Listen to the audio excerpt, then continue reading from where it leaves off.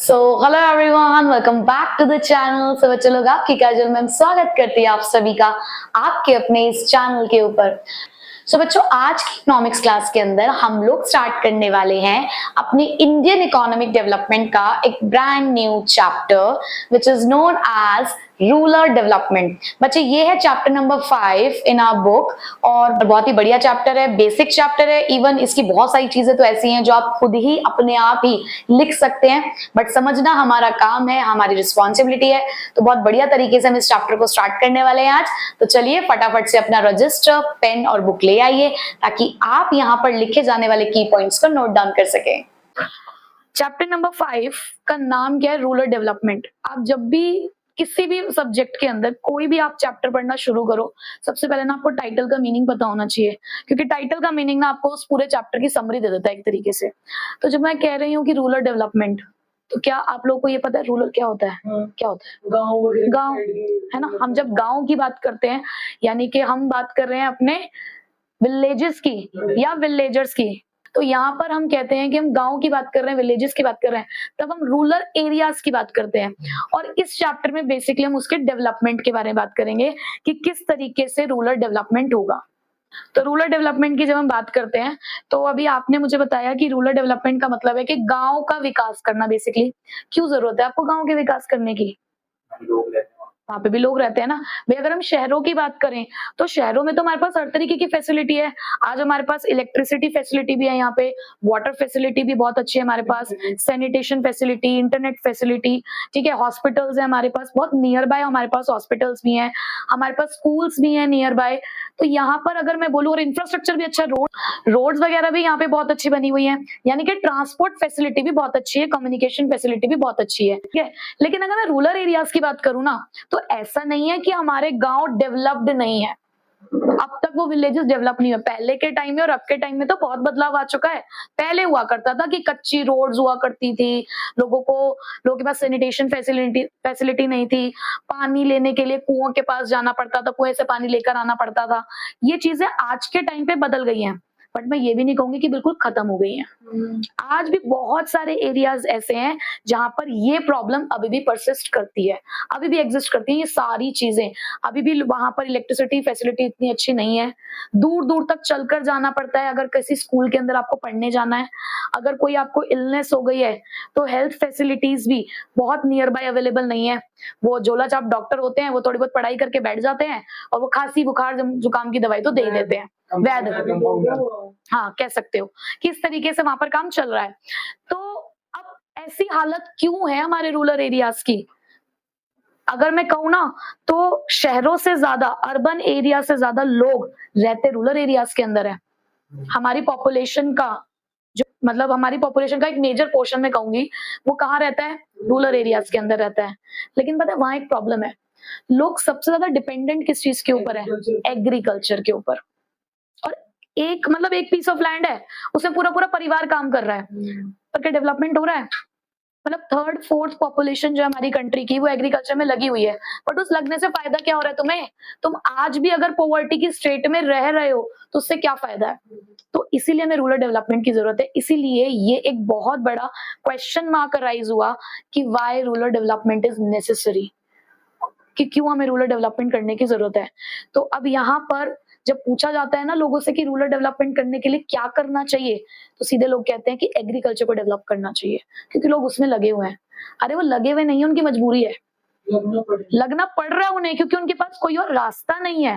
तो जब भी हम रूरल डेवलपमेंट की बात करते हैं, तो रूरल डेवलपमेंट का मतलब सिर्फ इतना नहीं है कि एग्रीकल्चर को डेवलप करो, उन्हें भी चाहिए वो अदर एस्पेक्ट्स ऑफ लाइफ जो उनके भी स्टैंडर्ड ऑफ लिविंग को इंक्रीज कर सकता हो, ठीक है। तो सबसे पहले हम जरा इन डिटेल पढ़ लेते हैं कि what is the meaning of rural development. तो मीनिंग की तरफ अगर हम चलें, तो it refers to the continuous मतलब ये नहीं कि वन टाइम प्रोसेस है, एक बार आपने पैसा लगा दिया खत्म हो गई बात, आपने एक बार हॉस्पिटल खुलवा दिया, एक बार आपने स्कूल खुलवा दिया, उसके बाद आपने पीछे मुड़ के भी नहीं देखा। ऐसा थोड़ी होता है। आपको टाइम टू टाइम देखना है ना कि आपने जो काम किया उसके ऊपर अब चीजें ठीक हो भी रही है, नहीं हो रही है, बच्चे कितने एडमिशन ले रहे हैं, कितनी पढ़ाई पूरी कर रहे हैं, हेल्थ फैसिलिटीज आपने हॉस्पिटल खोल के दे तो दिया, बट वहाँ फैसिलिटीज क्या अवेलेबल है, डॉक्टर्स कैसे बैठते हैं वहां पर, ये भी तो देखना है। तो it is continuous and comprehensive. अब comprehensive means because it is a mixture of so many things, कोई एक चीज नहीं है रूरल डेवलपमेंट के अंदर, हमें बहुत सारी चीजों पे वर्क करना पड़ेगा, तब जाके डेवलपमेंट होगा। कोई एक एस्पेक्ट इसको डेवलप नहीं कर सकता, ठीक है। तो कॉम्प्रिहेंसिव भी है, क्योंकि इसको थोड़ा सा समझना इसको भी मुश्किल है। And it is a socio economic process, मतलब कि आपको यहाँ पर जो डेवलपमेंट करना है वो सोशली भी करना है प्लस इकोनॉमिकली भी करना है। जब भी हम इकोनॉमिकली बात करते हैं ना, तो हम बेसिकली पैसों की टर्म्स में बात करते हैं, मतलब हमारी सोसाइटी डेवलप भी हो और लोगों का जो लेवल ऑफ इनकम है वो भी डेवलप हो। देखो हमारा डेवलपमेंट कहते हैं ना कि मनी इज एवरीथिंग, आज के टाइम पे पैसा ही सब कुछ है। अगर हमारी जेब में पैसा है तो हम अपना स्टैंडर्ड ऑफ लिविंग इंक्रीज कर सकते हैं ना। एक घर जिसकी इनकम 10,000 रुपए है, उसका स्टैंडर्ड ऑफ लिविंग अलग होगा। एक घर जिसकी इनकम 1,00,000 रुपए है, भाई उसका स्टैंडर्ड ऑफ लिविंग अलग होगा, ठीक है। तो यहाँ पर वो कह रहे हैं कि सोशियो प्लस इकोनॉमिक प्रोसेस है, दोनों तरीके से हमें डेवलपमेंट करना होगा to improve all the aspects of the rural life, ताकि हम हर तरीके से उनकी जिंदगी को भी और अच्छा बना सकें। So this is rural development, ठीक है। ओके अब जब भी हम रूरल डेवलपमेंट की बात करते हैं, the term rural development includes not only the agriculture development. सिर्फ ये नहीं कि तुमने खेती बाड़ी के लिए उनके लिए सहायता कर दी, आप उनको फर्टिलाइजर्स दे रहे हो, आप उनको HYV सीड्स दे रहे हो, आपने इजी लोन्स दे रहे हो, आपने अच्छी इरिगेशन फैसिलिटीज उन्हें प्रोवाइड कर दी, तो उससे काम हो जाएगा।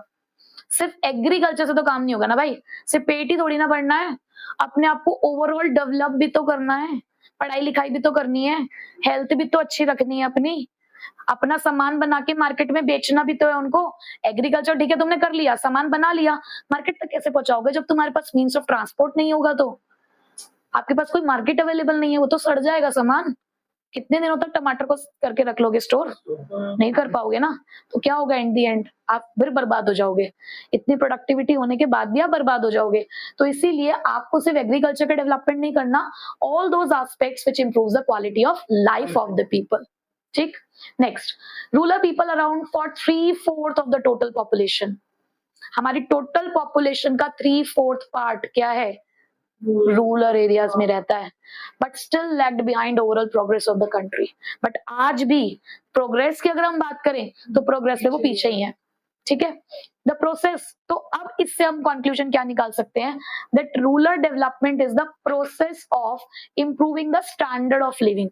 बेसिकली हम स्टैंडर्ड ऑफ लिविंग की तो बात कर रहे हैं यहाँ पे। जब हम पैसों की बात करें तो पैसों से तो स्टैंडर्ड ऑफ लिविंग आप इंप्रूव कर सकते हो, एजुकेशन से कर सकते हो, अच्छी हेल्थ से कर सकते हो। तो it is the process of improving the standard of living and economic welfare of the people living in the rural areas, ठीक है। तो ये दो मेन एस्पेक्ट हमें चाहिए। अगर आपसे ये वाली डेफिनेशन लर्न नहीं होती तो आप ये वाली भी लर्न कर सकते हो, ठीक है। कि क्या है रूरल डेवलपमेंट? जहां पर हम स्टैंडर्ड ऑफ लिविंग को इंप्रूव करना चाहते हैं, हम लोगों के सोशल वेलफेयर को बढ़ाना चाहते हैं, इकोनॉमिक वेलफेयर को बढ़ाना चाहते हैं, ठीक है। क्लियर हो गया रूरल डेवलपमेंट क्या होता है, ठीक है। अब क्यों नीड पड़ी इंडिया के अंदर रूरल एरियाज को डेवलप करने की? तो हमारे बापू को तो आप जानते ही हैं, महात्मा गांधी जी। अब महात्मा गांधी जी हमेशा ये कहते थे कि किसी भी कंट्री की जो रियल ग्रोथ है ना, वो कहाँ लाई करती है? In the growth of villages. क्योंकि एक बात हमें ये समझनी होगी कि ये जो गांव है ना, ये हमारी नींव है। आज हम सभी लोग, ठीक है, अब जनरेशन इतने आगे बढ़ चुकी है कि ठीक है आप लोग अर्बन एरियाज में ही आपका बर्थ हुआ, यहीं पे आप बढ़ रहे हो आगे। बट अगर हमारे एंसेस्टर्स की बात करें तो भाई पहले वो तो रूरल एरियाज में रहते थे, और गांव के लोग माना जाता है कि ऐसे कि वो हेल्दी हैं। क्यों? देसी प्योर चीजें हैं, लेकिन आजकल पॉल्यूशन वहां भी होने लग गया है, आजकल वहां भी चीजों में मिलावटें होने लग गई हैं, ठीक है, बहुत सारी चीजें ऐसी होने लग गई हैं। तो यहाँ पर उन्होंने यही कहा कि देखो हमारी ना नींव यही है, अगर हमारे गांव डेवलप होंगे ना, अगर हमारे विलेजेस डेवलप होंगे तो ओवरऑल जो हमारी ग्रोथ है ना वो अपने आप ही बढ़ जाएगी, ठीक है। शहरों के लोगों को आजकल ज्यादा बीमारियां हैं, हर एक घर में कोई एक ऐसी बीमारी है जो एक लॉन्ग लास्टिंग बीमारी है, जिसको ट्रीट करना पॉसिबल नहीं है, जिसके साथ हम सभी लड़ रहे हैं। क्यों? लाइफस्टाइल। वहां से चीजें आजकल मिलावटी आ रही हैं जो यहाँ तक पहुंच पा रही हैं। लोग पैसों के चक्कर में बावले हो चुके हैं, ठीक है। तो वो यहाँ पे महात्मा गांधी जी ने यही कहा कि रियल ग्रोथ भाई तभी कर सकते हो जब अपने गांव का विकास करोगे। उन्हें क्यों करनी पड़ रही है मिलावट? क्यों करनी पड़ रही है? क्योंकि आप उन्हें सोर्स नहीं दे रहे ना इनकम का। तो पैसा कमाने के लिए इंसान कुछ तो करेगा ना, अपने परिवार का पेट पालने के लिए इंसान कुछ तो करेगा। तो वहां पे वो लोग ये चीजें कर रहे हैं, बट अगर उन्हें वहीं पे ग्रोथ दिखेगी तो ये काम करेंगे ही नहीं। पहले चीजें थोड़ी ना मिलावटी आती थी, अभी तो होने लगा ये कुछ सालों से। नेक्स्ट, अब अगर हम बात करें कि क्या है यहाँ पर, एग्रीकल्चर है, लोगों के जीने का सहारा है एग्रीकल्चर रूरल डेवलपमेंट के लिए, रूरल एरियाज के अंदर जहां पर इंडिया की 2/3 पॉपुलेशन काम करती है। जो हमारी पॉपुलेशन का 2/3 पार्ट है वो एग्रीकल्चर में लगा हुआ है अपने जीने के सहारे के लिए, मतलब मेन सोर्स है उनके इनकम का। और उसी सोर्स से जो जीडीपी में कंट्रीब्यूशन जा रहा है वो कम है। भाई इतना सारा लोग लगा हुआ है, इतनी लेबर लगा दी तुमने उस एक जगह पर, उससे फायदा क्या हो रहा है? कोई डेवलपमेंट नहीं हो रहा, कंट्रीब्यूशन कुछ नहीं आ रहा है। उसके अलावा और क्या क्या प्रॉब्लम्स है वहां पे? इंफ्रास्ट्रक्चर की कमी है। भाई फार्मर्स अपना ग्रो कर रहे हैं, भाई हार्वेस्टिंग कर रहे हैं, सब काम कर रहे हैं, बट वो पहुंचा नहीं पा रहे मार्केट तक सही समय पे, मिडल मैन लेना पड़ रहा है बीच में। वो मिडल मैन क्या करता है? सारा पैसा खा जाता है। ठीक है। Lack of alternate employment opportunity in the industrial service sector. अगर उनके पास वही एम्प्लॉयमेंट अपॉर्चुनिटी उन्हें मिल जाती, भाई इंडस्ट्री सेटअप हो जाती, सर्विस सेक्टर में उन्हें काम मिल जाता, तो वो एग्रीकल्चर में नहीं रहते ना। दूसरा, increasing the casualisation of labour. Casualisation का मतलब क्या है? जब मन चाह रख लेंगे, जब मन चाह निकाल देंगे। सपोज करो कि आप कॉटन क्लोथ्स पहनते हो, आप कॉटन तो ग्रो करे जा रहे हो, आपके पास इंडस्ट्री नहीं है उसको क्लोथ्स में कन्वर्ट करने की, तो आपका वो रॉ मटेरियल किस काम का है? बेकार है ना। मैं ये नहीं कह रही हूँ कि एग्रीकल्चर बंद हो जाना चाहिए, मैं ये कह रही हूँ कि एक बैलेंस होना चाहिए। अगर आपने इतने सारे लोग लगा दिए हैं उस एक सेक्टर के अंदर, तो उससे कंट्रीब्यूशन में तो जनरेट होना चाहिए, प्लस उस रॉ मटेरियल के यूटिलाइजेशन के लिए इंडस्ट्री तो चाहिए। और इंडस्ट्री का सामान जब बन जाएगा ना, तो उसको मार्केट तक पहुंचाने के लिए सर्विस सेक्टर भी चाहिए। तो डेवलपमेंट तो हमें हर सेक्टर का करना है। तो यहाँ पर इसीलिए उन्होंने कहा कि इन सब चीजों की कमी है, इस वजह से रूरल डेवलपमेंट जरूरी है। ठीक है। तो रूरल डेवलपमेंट पहली बात तो क्या है? एक ऐसी प्रोसेस है जो लोगों के स्टैंडर्ड ऑफ लिविंग को इम्प्रूव करता है और जो हमारे वहां पे रहने वाले लोगों के इकोनॉमिक वेलफेयर के लिए काम करेगा, जिसमें हम सिर्फ एग्रीकल्चर डेवलपमेंट के बारे में बात नहीं करेंगे, हम ओवरऑल एस्पेक्ट्स के बारे में बात करेंगे जो उनकी लाइफ को इम्प्रूव करने के लिए जरूरी है। ठीक है। उसके बाद हमने यहाँ पे ये पढ़ा कि क्यों हमें रूरल डेवलपमेंट करना है, क्योंकि बहुत सारी चीजों की कमी है। एग्रीकल्चर उनका मेन सोर्स है, इतने सारे लोग लगे हुए हैं काम पर, लेकिन प्रोडक्टिविटी उतनी नहीं आ पा रही है, और प्रोडक्टिविटी नहीं आ जाने की वजह से कंट्रीब्यूशन डिक्लाइन हो रहा है जीडीपी के अंदर, और भी बहुत सारी ऐसी समस्याएं जिसको दूर करने के लिए रूरल डेवलपमेंट करना ही होगा। ठीक है। अब हमने रूरल डेवलपमेंट का मीनिंग पढ़ लिया, हमने ये पढ़ लिया कि रूरल डेवलपमेंट करना जरूरी क्यों है। अब रूरल डेवलपमेंट कैसे किया जा सकता है, या मैं अगर इसको दूसरे तरीके से बोलूं कि कौन सी वो इश्यूज हैं जिनको सॉल्व करके हम रूरल डेवलपमेंट कर सकते हैं। इंडिया की बात कर रहे हैं हम। ठीक है। तो बेसिकली हमारे पास ये 5 इश्यूज हैं, अगर हम इन पे वर्क करें रूरल एरियाज के अंदर तो रूरल डेवलपमेंट किया जा सकता है। ठीक है। तो पहला हमारा इश्यू है इसके अंदर, या पहला प्रोसेस है डेवलपमेंट ऑफ ह्यूमन रिसोर्स। अब आप ह्यूमन रिसोर्स समझते हो क्या होते हैं? कौन होते हैं human resource? Human resource doctor वगैरह ये सब तो होते हैं। क्यों आप लोग नहीं हो? हम सभी लोग अभी फिलहाल ह्यूमन रिसोर्स हैं, लेकिन काम नहीं कर सकते क्या? ह्यूमन है ना, ह्यूमन बींग्स और ह्यूमन रिसोर्स, लेकिन अभी सिर्फ रिसोर्स है, हम सामान है। अभी सिर्फ हम एक सामान है, बट जब हम अपने सामान को स्किल्स में बदल दें, अपनी नॉलेज को इंक्रीज करें, स्किल्स ऐड करें, एक्सपर्टाइज ऐड करेंगे, तो हम ह्यूमन कैपिटल बन जाएंगे। आज जो आप मुझसे यहाँ बैठ के पढ़ रहे हो ना, तो आप एक कदम आगे बढ़ा रहे हो ह्यूमन रिसोर्स से ह्यूमन कैपिटल की तरफ। कि जो आप अपनी नॉलेज गेन कर रहे हो, अपने स्किल्स को इनहांस कर रहे हो, तो आप ह्यूमन कैपिटल बनने जा रहे हो। तो उन्होंने सबसे पहला इशू यही रखा कि देखो, तुम अपने यहाँ पे जितनी मर्जी टेक्नोलॉजी डेवलप कर लेना, जितने मर्जी फिजिकल रिसोर्सेज बना लेना, लेकिन उसको चलाने के लिए तो तुम्हें एक इंसानी दिमाग ही चाहिए ना। उसे चलाने के लिए आपको एक ह्यूमन रिसोर्स चाहिए। तो सबसे पहला काम तो यही करो कि ह्यूमन रिसोर्स को डेवलप करो। जो आपके यहाँ की जनता है ना, पहले उसको डेवलप करो। और उसको डेवलप आप कैसे कर सकते हो? आप उनकी एजुकेशन और उनकी हेल्थ सर्विसेज पे, हेल्थ फैसिलिटीज पे ध्यान देकर आप ये काम कर सकते हो। एक बीमार इंसान, जैसे कि मैं बोलूं कि अभी फिलहाल आई एम सिक, मैं बीमार हूं। क्यों बीमार हूं? कि मैं अभी ढंग से बोल नहीं पा रही, हूँ अभी। क्यों? पूरे पोटेंशियल के साथ, पूरी एनर्जी के साथ नहीं बोल पा रही हूँ, क्योंकि अभी मुझे कुछ प्रॉब्लम हो रही है।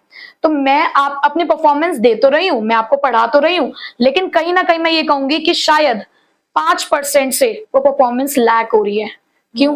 क्योंकि I am not healthy. But वहीं पे एफिशिएंटली अभी वो चीज नहीं हो पा रही है। बट वहीं पे अगर मैं हेल्दी हो जाऊंगी, मतलब जब मैं बिल्कुल फिट हो जाऊंगी, तो मेरे एफर्ट्स, मेरी एनर्जी लेवल डबल हो जाएगा। और जब एनर्जी लेवल डबल होगा तो प्रोडक्टिविटी अपने आप ही डबल हो जाएगी। ठीक है, दूसरी चीज, आज मैं आपको ये चीजें सब बातें कैसे सिखा पा रही हूं, क्योंकि मेरा एजुकेशन लेवल आपके एजुकेशन लेवल से ज्यादा है। ठीक है, यहाँ जितने भी जैसे जैसे हम पढ़ते चले जाते हैं, जैसे जैसे हमने स्किल्स के अंदर चीजों को ऐड करते जाते हैं। देखो आजकल ना लोगों को लोग ना ये कहते हुए मैंने सुना लोगों को कि आजकल डिग्री किस काम की है, स्किल्स मैटर करते हैं। बिल्कुल सही बात है। मैं बच्चों को हर बार यही सलाह देती हूँ कि बेटा सिर्फ एकेडमिक क्वालिफिकेशन से कुछ नहीं होने वाला। तुम कल को 12th को टॉप कर जाओ, लेकिन अगर तुम्हारे अंदर एक एक्स्ट्रा स्किल नहीं है तो कहीं ना कहीं तुम दुनिया की भीड़ में पीछे ही रहोगे। क्योंकि देखो आज के टाइम पे ना वही बंदा चल रहा है जो या तो एकेडमिकली बहुत हाई लेवल का बंदा है, ठीक है, ये जो एवरेज वाला बंदा है ना ये स्ट्रगल कर रहा है, रियलिटी है। तो इससे मैं कह रही हूँ कि बेटा सिर्फ डिग्री मत लो, नॉलेज लो, स्किल्स ऐड करो, प्रैक्टिकली चीजों को सीखो।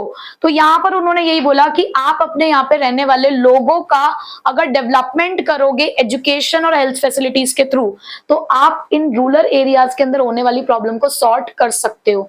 वो मूवी देखिए आप सब लोगों ने, हम साथ साथ हैं, देखिए ना, उसमें उनका जो घर था वो एक गांव में था, मुझे गांव याद नहीं, राजस्थान का कोई गांव था, ठीक है, रामपुर गांव, ठीक है।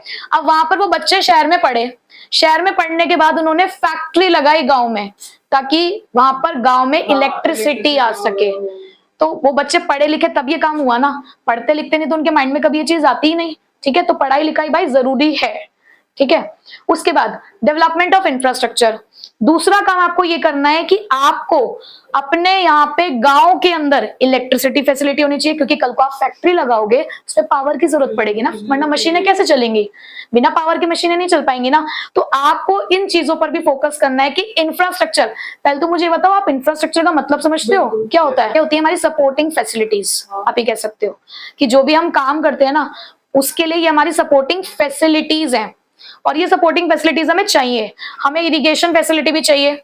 आज के टाइम देखो, पहले के टाइम पे फार्मर्स होते थे वो मॉनसून पे डिपेंड करते थे, और आजकल मॉनसून का किसी को खबर ही नहीं है यार, कैसे आ रहा है मॉनसून, तुम खुद देख लो ना।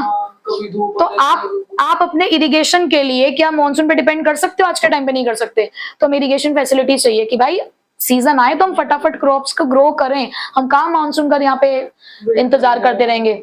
मार्केटिंग करनी है हमें, सामान बना लिया उसको बेचे कहाँ, बेचने के लिए भी तो एक जगह चाहिए ना, एक मार्केट प्लेस चाहिए जहाँ पे बायर और सेलर आपस में इंटरेक्ट कर सके। तो दूसरा काम आपको यही करना है कि आपको इंफ्रास्ट्रक्चर फैसिलिटीज को क्या करना है, डेवलप करना है। तीसरा काम आपको क्या करना है, लैंड रिफॉर्म्स लाने हैं। अगर आपको थोड़ा सा अंदाजा हो या याद हो कि आपने चैप्टर नंबर 2 में लैंड रिफॉर्म्स पढ़े होंगे। रिफॉर्म्स का मतलब होता है बदलाव। क्या होता था? अच्छा, लगान मूवी तो सबने देखी होगी। लगान मूवी के अंदर क्या होता था कि वहां पर वो ब्रिटिशर्स के अंडर एक वो होता था, हमारे में से ही निकला हुआ एक जमींदार, उस जमींदार के अंडर वो जो फार्मर्स होते थे वो काम करते थे, उनसे लगान वसूला जाता था। ठीक है, बेसिकली लैंड पे वो एज अ टिलर काम करते थे। एज अ टिलर मतलब किराएदार की तरह, वो लैंड उनकी नहीं थी, उस लैंड पे उन्हें किराएदार की तरह काम कराया जाता था, और बदले में एक ह्यूज अमाउंट ऑफ मनी उनसे चार्ज किया जाता था। और अगर आप उस लगान को टाइम से नहीं देते थे तो वो स्लेव्स बना लेते थे। ठीक है, बंधुआ मजदूर टाइप। तो ये बहुत सारी ऐसी चीजें ना वहां पे चल रही थी उस टाइम पे। तो बाद में जब हमारी पॉलिसी आई, न्यू एग्रीकल्चर स्ट्रैटेजी आई, जिसके अंदर आए कुछ लैंड रिफॉर्म्स। तो लैंड रिफॉर्म्स में तो सबसे पहले उसने ये बोला कि ये जो बीच के लोग हैं ना, सरकार और फार्मर के बीच के, टिलर और सरकार गवर्नमेंट के बीच के जो लोग हैं, इन्हें हटाओ सबसे पहले। क्योंकि कई बार क्या है ना, सरकार फार्मर्स के लिए बहुत सारे काम करती थी लेकिन उन तक पहुंच ही नहीं पाता था। तो उन्होंने सबसे पहले, हाँ, तो उन्होंने कहा सबसे पहले इन्हें हटाओ। तो एलिमिनेशन हुआ किसका? इंटरमीडियरीज, मिडलमैन का। उसके बाद उन्होंने कहा कि जो लोग इस लैंड पे काम कर रहे हैं ना, ये टिलर को ही सौंप दो वो लैंड। अच्छा, लैंड शुड, हाँ, land should belong to the tiller, उनको दे दो। तो उन्होंने लैंड सीलिंग करी थी। लैंड सीलिंग का मतलब क्या था? फिक्स कर दिया था कि एक बंदे के पास सिर्फ इतनी लैंड हो, अगर एक्स्ट्रा मिलेगी तो हम बांट देंगे। गवर्नमेंट को सरेंडर करनी पड़ेगी आपको वो लैंड। ठीक है, और गवर्नमेंट, हाँ, तो गवर्नमेंट ने क्या करा था कि वो जो सरप्लस लैंड थी वो उन लोगों को दे दी जिनके पास बिल्कुल भी लैंड नहीं थी। बाद है next, elevation of poverty. Elevation का मतलब होता है एलिमिनेशन। अब नेक्स्ट कारण क्या निकल कर आया भाई कि हमारे यहाँ पर जो पॉवर्टी है ना, ये बहुत ज्यादा है, गरीबी, इसको हटाओ। जब गरीबी हटेगी तो ही तो लोगों का सुधार होगा। तो गरीबी हटाने के लिए तुम्हें क्या करना पड़ेगा भाई, उनको इनकम के सोर्सेज देने पड़ेंगे, उनको पैसे कमाने का जरिया देना पड़ेगा। हम ये नहीं कह रहे उनकी जेब में पैसे डालो, हम ये कह रहे हैं कि उनको एक जरिया दे दो कि वो पैसे कमा सकते हो। तो यहाँ पर पॉवर्टी को आपको एलिमिनेट करना होगा। आपको कुछ ऐसे स्टेप्स लेने होंगे कि उनकी जो लिविंग कंडीशन है, जो वीकर सेक्शन है हमारी सोसाइटी का, उनकी लिविंग कंडीशन इंप्रूव हो सके। तो बेसिकली आपको उनके लिए कुछ ऐसे प्रोग्राम्स ऑर्गेनाइज करने होंगे जहां पे उनको एम्प्लॉयमेंट मिले। तो सरकार ने बहुत सारे ऐसे प्रोग्राम्स रन किए थे जहाँ पे जो जितने भी गांव में रहने वाले लोग हैं उनको काम दिया गया। फिर उन्होंने ये भी बोला था कि अगर हम आपको काम नहीं दिलवा पाएंगे तो हम आपको देंगे अनएम्प्लॉयमेंट अलाउंस, बेरोजगारी भत्ता, सुना होगा। 100 पूरे साल में 100 डेज की गारंटेड वेज एम्प्लॉयमेंट के उन्होंने उनको कहा था कि हम देंगे, हाँ, और नहीं दे पाए तो पैसा देंगे, ऐसा एक स्कीम के अंदर कहा गया था। और वो स्कीम आप मुझे बताएंगे कि कौन सी थी नेक्स्ट क्लास में। तो ऐसे बहुत सारे पॉवर्टी एलिवेशन प्रोग्राम्स रन किए गए गवर्नमेंट के थ्रू ताकि रूरल डेवलपमेंट किया जा सके। तो बहुत जरूरत है ऐसे प्रोग्राम्स की रूरल डेवलपमेंट के लिए। लास्ट है हमारे पास development of productive resources for each locality. देखो किसी एक जगह को डेवलप नहीं करना हमने, हमें हर लोकेलिटी को डेवलप करना है। अब जैसे हम भी किसी एक एरिया में रहते हैं, डेवलपमेंट सिर्फ इसी एरिया का हो हमें ये नहीं चाहिए भाई, सब जगह का डेवलपमेंट होना चाहिए। तो उसके लिए उन्होंने कहा कि अदर देन फार्मिंग आपको कुछ एम्प्लॉयमेंट अपॉर्चुनिटीज क्रिएट करनी होंगी। भाई जब आप दे ही उनको एग्रीकल्चर रहे हो काम करने के लिए, प्राइमरी सेक्टर ये उनके पास, तो प्राइमरी सेक्टर में काम कर रहे हैं ना। अगर आप इंडस्ट्रियल सेक्टर, सर्विस सेक्टर में अगर आप दोगे उन्हें अपॉर्चुनिटी, तो अपने आप ही वो उस पर काम करना शुरू कर ही देंगे। तो इसके लिए आपको क्या करना होगा, हर एक लोकेलिटी के लिए कुछ प्रोडक्टिव रिसोर्सेज जनरेट करने होंगे, ठीक है। तो ये 5 की इश्यूज हैं जिनपे अगर काम किया जा सके तो रूरल डेवलपमेंट की समस्या को सॉर्ट किया जा सकता है, इसको सॉल्व किया जा सकता है, और ये हमारी एक प्रोसेस भी है। तो कौन से वो 5 चीजें? सबसे पहला ह्यूमन रिसोर्स का डेवलपमेंट करना होगा, हमारे यहाँ पे रहने वाले लोगों का डेवलपमेंट करना होगा एजुकेशन और हेल्थ फैसिलिटीज के थ्रू। हमें इंफ्रास्ट्रक्चर को डेवलप करना होगा, जितने भी ये सपोर्टिंग फैसिलिटीज हैं, electricity, irrigation, marketing, transport, communication, इन सबको इंप्रूव करना होगा। लैंड रिफॉर्म्स लाने होंगे जिसके लिए मिडल मैन को एलिमिनेट करना पड़ेगा, और जिसकी लैंड है उसको वो लैंड उसकी सौंप देनी चाहिए, ठीक है। हमें पॉवर्टी एलिवेशन पे काम करना होगा कि कैसे हम गरीबी को हटा सकते हैं अपने देश से, उसके लिए हमें कुछ स्टेप्स लेने होंगे। लास्ट में हमें डेवलपमेंट करना है हर एक लोकेलिटी का, तो हमें प्रोडक्टिव रिसोर्सेज डेवलप करने होंगे, और वो productive resources employment opportunities create करेंगे फार्मिंग से हटके, ठीक है।